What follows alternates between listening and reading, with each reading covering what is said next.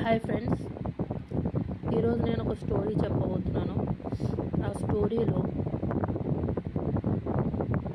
Villains only అబ్బాయిలే కాదు, వాళ్ళ పేరెంట్స్ కూడా. ఎందుకంటే చాలామంది మన సమాజంలో,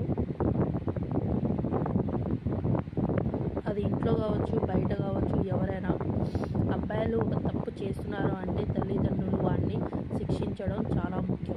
అంతేగాని వాళ్ళతో చేరి సపోర్ట్ చేయడానికి చూడటం కాదు. అలా శిక్షించకుండా వాళ్ళని సపోర్ట్ చేయడం చేస్తూ, లేదా గమ్ముగా ఉంటూ ఏమీ రియాక్ట్ అవ్వకుండా ఉండడం కూడా నేరమే. అలాంటి పేరెంట్స్ కూడా తప్పు చేసినట్టే లెక్క. రేపు పొద్దున అలా వాళ్ళు చేయడం వల్ల వాళ్ళ యొక్క కొడుకులు లేదా పిల్లలు కన్ఫామ్గా నాశనమైపోతారు. అలాంటి వాళ్ళే జైళ్ళల్లో ఇలాంటి చిప్పకూడు తింటూ ఉంటారు.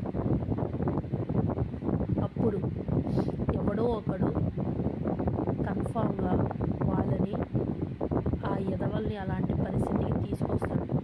ఆ రోజు ఆ తల్లిదండ్రులు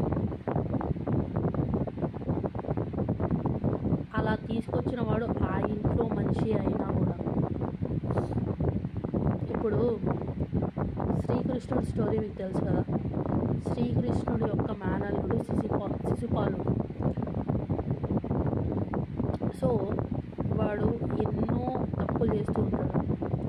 కానీ శ్రీకృష్ణుడు చెప్తాడు, ఇన్ని తప్పులు దాకా భరిస్తాను, ఆ తర్వాత నరికేస్తాను అని. సేమ్ అలానే చేస్తాడు. సేమ్ అలానే ఒక ఇంట్లో కూడా ఒక బ్రదర్ కావాలని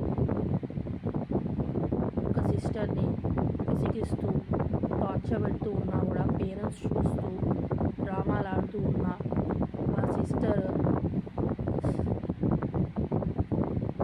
ఇంకా వెయిట్ చేస్తూ ఉంటుంది. అంటారు కదా, ఆ బాండింగ్, ఆ ఎమోషన్, ఆ యొక్క థింగ్ వల్ల బయటికి రాలేక ఉంటుంది.